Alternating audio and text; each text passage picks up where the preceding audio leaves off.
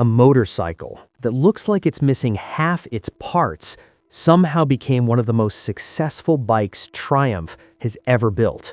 The Triumph Bonneville Bobber. Doesn't look practical, doesn't look comfortable, and it definitely doesn't look modern. But here's the thing. This bike wasn't just designed in a factory.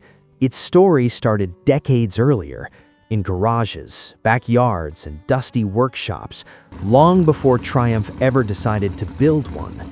To understand the Bobber, you have to go back to the end of World War II. Thousands of American soldiers came home, and many of them had learned to ride motorcycles during the war. They didn't want heavy, slow machines anymore. They wanted something lighter, faster, simpler. So they started cutting things off.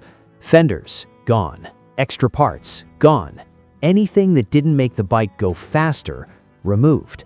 That's where the term bobber came from. Bobbed fenders, shortened, stripped down. These bikes weren't built to look good, they were built for performance. But accidentally, they created one of the most iconic motorcycle styles ever. Now here's the part most people don't realize. A huge number of those early custom bikes weren't American. They were British. Specifically, the Triumph Bonneville and other Triumph twins.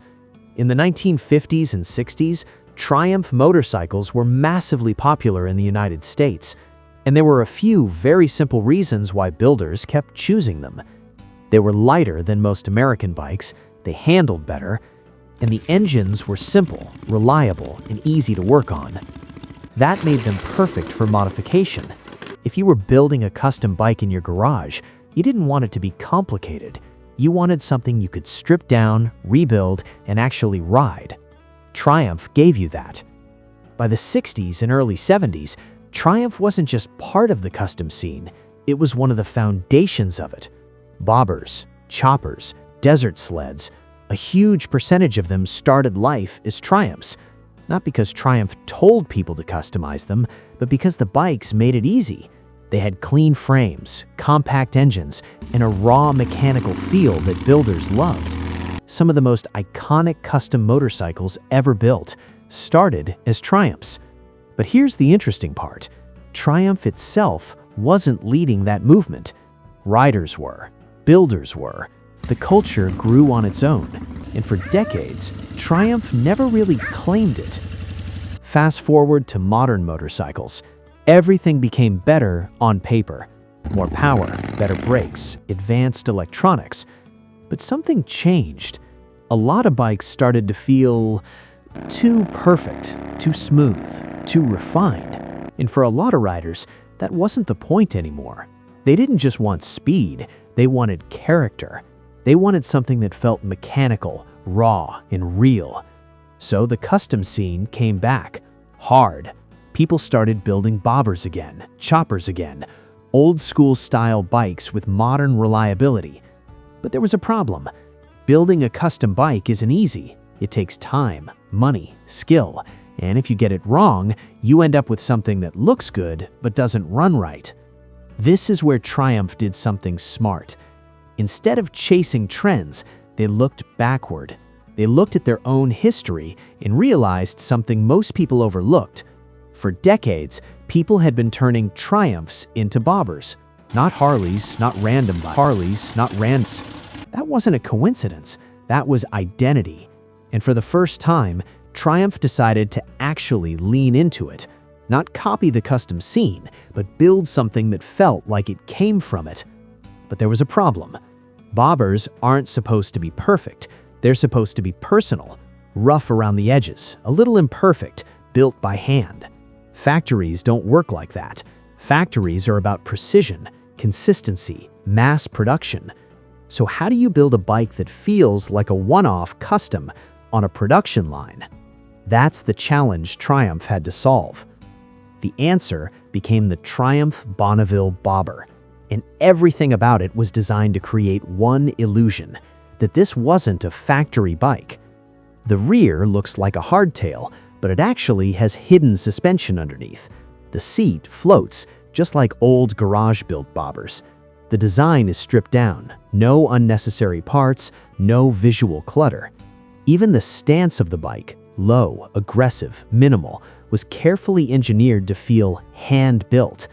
But underneath all of that, it's still a modern Triumph. Fuel-injected, reliable, easy to live with. And that's the balance they managed to hit. It looks like a custom, but it works like a production bike. This wasn't just another model release, this was something different, because Triumph wasn't inventing a new style, they were reclaiming something that always been theirs. They just never officially built it before. For the first time, the company caught up with its own culture. And when the bike finally launched, no one expected what happened next, not even Triumph. When the Triumph Bonneville Bobber was finally revealed, it didn't come with outrageous performance numbers, it didn't try to compete with sport bikes, and it didn't pretend to be something it wasn't. It just leaned fully into one thing: style, identity, and presence. And that's exactly why it worked. Riders immediately understood it, not because of specs, but because of what it felt like. This wasn't a bike you had to explain. You looked at it, and you got it. The success of the Bobber came down to something simple. It removed the biggest barrier to entry into custom culture. Before this, if you wanted a Bobber, you had two choices: build one yourself, which takes time, money, and skill, or pay someone to build it, which costs even more. The Bobber changed that. Now you could walk into a dealership and ride out on something that looked like a fully custom build. No waiting, no fabrication, no guesswork, and most importantly, no reliability issues. It gave people the look they wanted without the problems they didn't. What's interesting is this bike didn't just attract one type of rider, it pulled in two completely different groups. First, older riders, people who remembered the original Bobbers, who either built one or always wanted to. For them, this felt familiar. But then there were newer riders, people who had never touched a carburetor, never built a bike, but still wanted something that felt raw and mechanical. The Bobber gave them that experience without the learning curve. After the Bobber took off, other manufacturers started paying attention because it proved something important. Not everyone wants the fastest bike. Not everyone cares about horsepower numbers. A lot of riders just want something that makes them feel something. And suddenly, factory custom became a real category. More stripped-down models, more retro-inspired designs, more focus on emotion over performance sheets.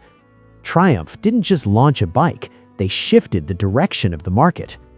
For decades, riders took Triumph motorcycles and turned them into Bobbers, cut them, stripped them, made them their own.